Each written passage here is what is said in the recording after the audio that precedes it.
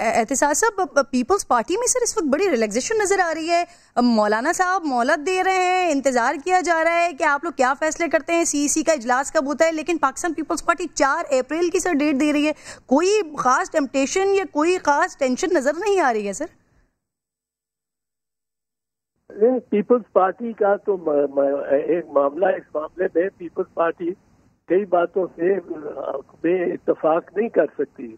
इसकी पाकिस्तान पीपल्स पार्टी की हैयत में ही नहीं है कि आपको बुलाए अगर कोई तफ्तीशी इदारा तो आप अपने गाड़ियों में पत्थर भर के ले जाएं और वहां पहुंचने से पहले पत्थर चलाने शुरू कर दें। और वो पत्थर भी इतने बड़े बड़े कि किसी को सर पे लगा होता तो सर फट जाता उसका, और वो शुरू कर दें।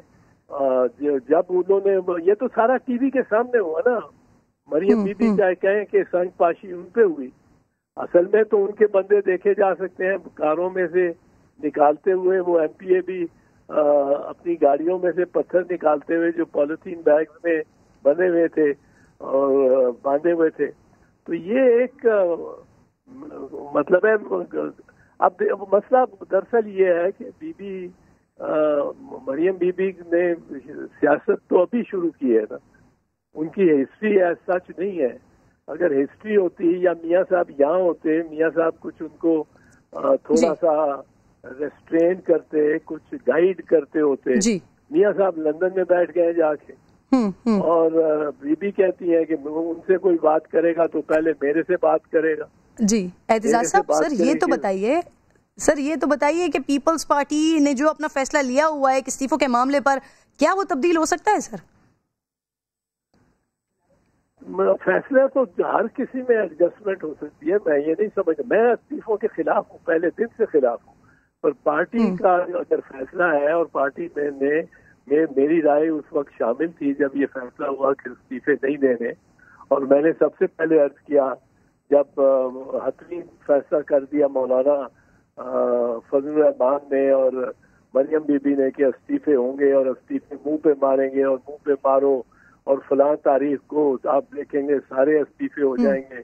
इनका ख्याल था कि अगर इस्तीफे दे दिए, हमने अपोजिशन ने इस्तीफे दे दिए तो इतना वो क्राइसिस आ जाएगा कि कोई ज़िमनी इंतखाबात नहीं हो सकेंगे, वो असेंबली ही खत्म हो जाएगी।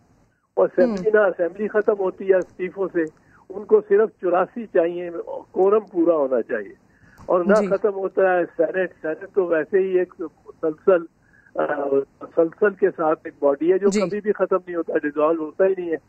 तो ये बात, अब मुझे ये हैरत होती है कि इतने इनके साथ मुतबर और तदब्बर वाले कायदीन है। मरियम बीबी के साथ शायद खाकान अब्बासी है, वो है एहसन इकबाल है, ऐसे कानिश्वर है उनके साथ, उनके बिल्कुल इर्द गिर्द है और करीब सर। एहतिजाज साहब, आप तो मरियम बीबी की बात कर रहे हैं, लेकिन यहाँ तो मौलाना साहब भी कह रहे हैं जिसको साथ चलना है चलें, एक हाथ के आगे पीछे हो जाने से तहरीकें खत्म नहीं हो जाती। ये मौलाना का अपना एक कोई होगा, मौलाना ने कोई कामयाब तहरीक का तो अभी तक की क़यादत तो नहीं की। तहरीकें खत्म होती हैं जब आप ये याद रखें कि आपने अगर 3 कदम आगे जाना है तो शायद 1 कदम पीछे भी किसी वक्त लेना पड़ जाए। इसको स्ट्रेटेजिक रिट्रीट कहते हैं। ये तहरीक को खत्म नहीं करती। ये पाकिस्तान में जो बड़ी बड़ी और बड़े सगीर में तहरीकें चलाई गई हैं, जिसमें जिस तरह डायरेक्ट एक्शन डे कायदे आज़म ने 1946 में कहा था, जिसमें कायदे आज़म ने मुसलमानों को बहुत सारी कुर्बानियां देने और अपने खिताबात भी छोड़ने को कहा था, या जिस तरह गांधी ने चोरी चौरा पुलिस स्टेशन पे हमला होके बहुत सारे पुलिस जो के बरतानवी राज की खिदमत कर रहे थे, उनके जलाए जाने पे रोक दी थी।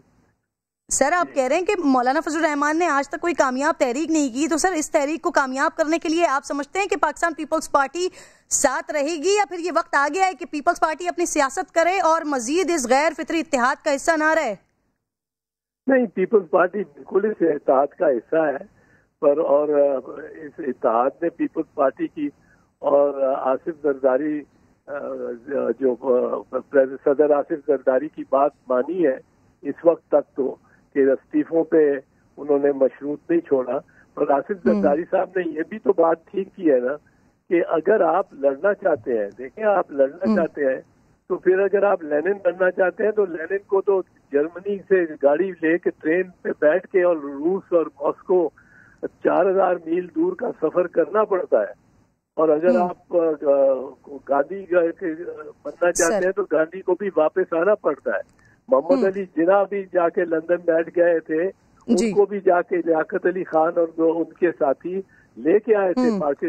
लेकिन सर पीपल्स पार्टी ने, एतजाज हसन साहब, पीपल्स पार्टी ने इस्तीफे देने नहीं थे, नवाज शरीफ साहब ने पाकिस्तान आना नहीं था। सर पीडीएम की बुनियाद से ये तो तय था। अब उन्हीं मामलात पर सर अटकना ये साफ बता रहे हैं कि कोई किसी के साथ शायद मजीद चलना नहीं चाहता। नहीं, हरगिज ये तय नहीं था, हरगिज ये तय नहीं था। ये तो आप यूं कह रही है ना, जो कहा जा रहा है कि मियाँ साहब ने वापस नहीं आना और जरदारी साहब ने इस्तीफे नहीं देने क्योंकि जब तक वो वापस ना आए, और मूवमेंट को चलनी नहीं जब तक इस्तीफे नहीं देने, मौलाना कह रहे हैं। तो क्या होगा? आप तो इनकी संजीदगी देखें ना कि आखिरकार इसहाक डार तो आ सकते थे, उनका तो आना लाजिम था। एक वोट था जिलानी का, एक वोट मैटर करता था। ये तो 48-49 पे फंसे हुए थे, और अगर 48-49 वोट निकल आए तो जिलानी जीत जाता है। लेकिन अच्छा, अगर सिर्फ एक दो आप कह रहे हैं ये तय नहीं था। सर एग्जैक्टली मैं इस पर भी बात करूंगी। सर आप कह रहे हैं कि ये मामला जो मैंने आगाज में बात की वो तय नहीं था, लेकिन सर गालिबन ये तो तय था ना कि अगर ऑपोजिशन जो सेनेट का जो चेयरमैन होगा, डिप्टी चेयरमैन होगा, वो पीपल्स पार्टी का होगा, JUIF का डिप्टी चेयरमैन होगा, और ऑपोजिशन लीडर जो आएगा वो मुस्लिम लीग नून का आएगा। लेकिन अब पाकिस्तान पीपल्स पार्टी अपना ऑपोजिशन लीडर लेकर आ रही है सर सेनेट में, और गालिबन शेरी रहमान साहिबा को नामजद किया पाकिस्तान पीपल्स पार्टी ने। सर अगर शेरी रहमान बन गई चेयरमैन सेनेट की तो उससे बेहतर उनको, sorry leader of the opposition senate में, तो इससे बेहतर लीडर ऑफ द ऑपोजिशन सारी पीडीएम को नहीं मिलेगा।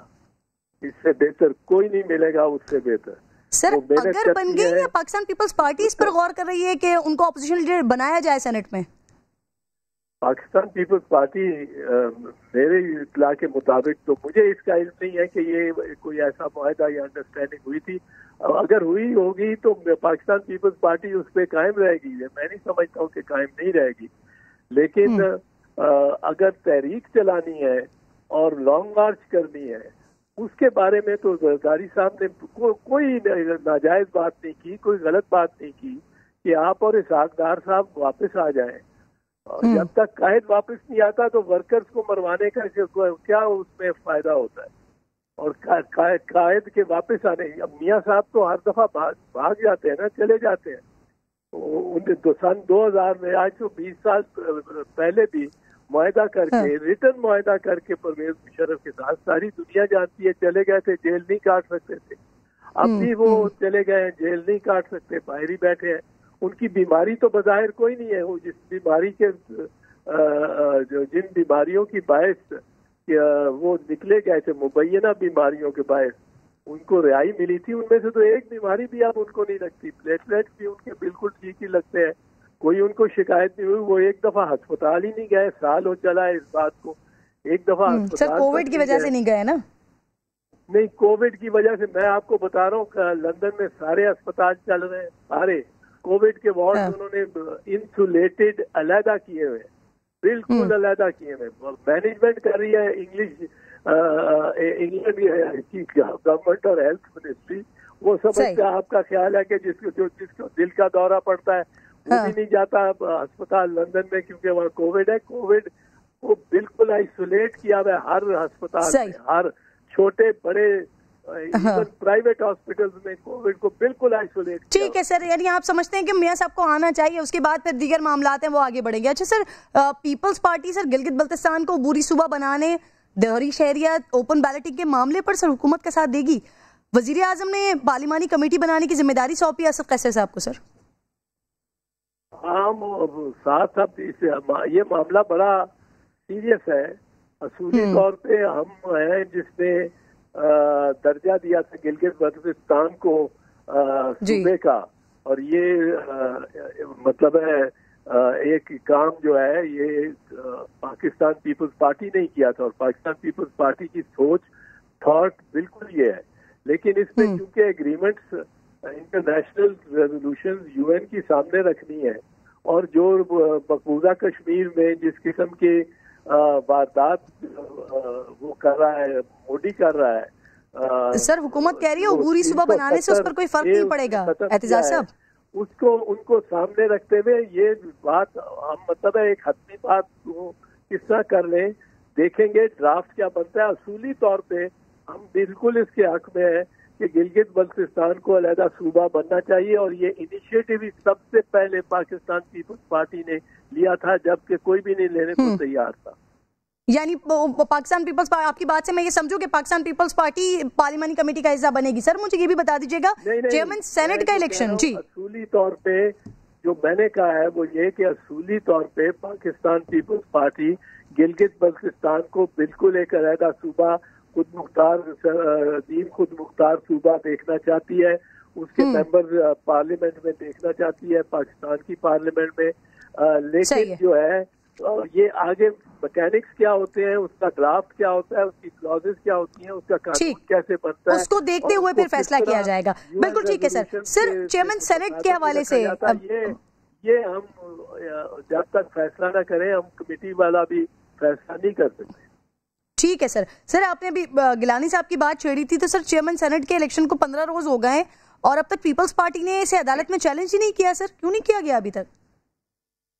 मैं पीपल्स पार्टी जहाँ तक मेरी इत्तला है कर रही है, इसको इस पे गौर किया जा रहा है ड्राफ्ट पे, और किस अदालत में और किस फोरम में ये लेके जाना है मामला। एतजाज साहब, सर पीपल्स पार्टी को सेनेट में अपना ऑपोजिशन लीडर की तो हम बात कर चुके। सर ये बता दीजिए, आप एक जगह कह रहे थे कि अब तक मरियम नवाज और नवाज शरीफ पीडीएम को डिक्टेट करते रहे हैं, अभी भी आपने गुफ्तगू करते हुए कहा सर, लेकिन हमने तो देखा कि आगाज से ही सर पीडीएम पर जरदारी ही बयानियां आ भी रहा है। नून लीग के से वोट लेकर गिलानी साहब को सेनेटर बनवा लिया सर। हाँ वो मतलब है बनना ही था, बेस्ट कैंडिडेट था। अगर यूसुफ रजा गिलानी ना होता तो मेरा ख्याल है कोई ऐसा कौन ऐसा हो था नून लीग के पास सेनेटर जो इस सूरत हाल में ये इलेक्शन जीत सकता था। मुझे तो कोई नहीं नजर आता। ये एक प्रैग्मेटिक प्रैक्टिकल डिसीजन थी जो सबने ली। गिलानी जब ठीक है सर, ठीक है। आपको अर्ज करूं, मुझे भी ये शिकवा होता था कि हमारे मुखालिफिन को ज्यादा टाइम भी देते हैं और ज्यादा नून वालों को ज्यादा टाइम भी देते हैं, ज्यादा फंड्स भी उनके, ज्यादा प्रोजेक्ट भी उनके माने जाते हैं। हमें तो ये शिकवा होता था गिलानी से। तो गिलानी के लिए ये ज्यादा आसान था, क्योंकि दूसरी तरफ भी जो अपोजिशन पीटीआई के बहुत सारे लोग जो है वो नून से या पीपल्स पार्टी से जो गए हुए हैं, उनके लिए उनका नरम गोशा है गिलानी के लिए। सही है सर। सर मुझे बता दें, वजीर आजम साहब कह रहे हैं कि उन्हें अब काम करने दिया जाए, 5 साल का मैंडेट मिला है, 5 साल बाद कारकर्दगी का एहतसाब मांगे, और सर पीपल्स पार्टी भी इसकी हामी रही है। क्या ये दुरुस्त नहीं है कि वो अपना दौर पूरा करें और फिर अवाम उनका एहतसाब करें? सर ये मुनासिब बात है, कोई ऐसी बात नहीं है कि नामुनासिब हो। आपको याद होगा कि जब ये नून ने हुकूमत बनाई थी, नवाज शरीफ ने अपनी तीसरी हुकूमत जब बनाई थी 2013 में, तो उसपे जरदारी साहब ने उनको ये यही कहा था, और वो सदर थे हलफ उनसे जरदारी साहब ने लिया था कि आपको 4 साल तो हम बिल्कुल तंग नहीं करेंगे, 5वें साल हम सियासत करेंगे।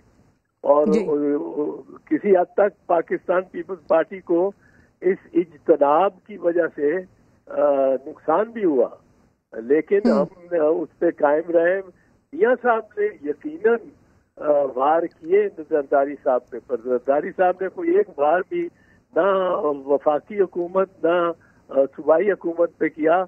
मियां साहब ने ये यकीनन किया कि मियां साहब ने वो जो मैंने पहले भी अर्ज किया है, काला कोट पहन के सुप्रीम कोर्ट चले गए और 15 मिनट में इफ्तिखार मोहम्मद चौधरी चीफ जस्टिस साहब ने 15 मिनट में एक कमीशन बना दिया इंक्वायरी, और उसमें रिस्पॉन्डेंट्स बने और उसमें इंक्वायरी किनके खिलाफ होती थी बशमूल एहतिसाब साहब। सर मैं ये सवाल आपसे करना चाह रही हूँ सर, आपकी सारी गुफ्तगू को सुनते हुए सर, अगर मैं पीपल्स पार्टी की वाबस्तगी से हटकर आपसे ये पूछूं बतौर सीनियर सियासतदान, आपकी नजर में सर इमरान खान नवाज शरीफ से बेहतर वजीर आजम है? मेरी निगाह में तो आप जाती तौर पे समझ सकती है कि मैं समझता हूँ कि वो गालिबन है, और मैं पार्टी में भी ये कहता रहता हूँ कि इसके साथ अगर हम मुकाबला करेंगे तो वो कभी हमारा इंतखाबी मुकाबला हुआ तो हमारे लिए बेहतर है बनिस्बत ये शरीफ खानदान और शरीफ जो एहतिजाज एहसन की नजर में ज्यादा बेहतर वजीर आजम जो है वो इमरान खान है।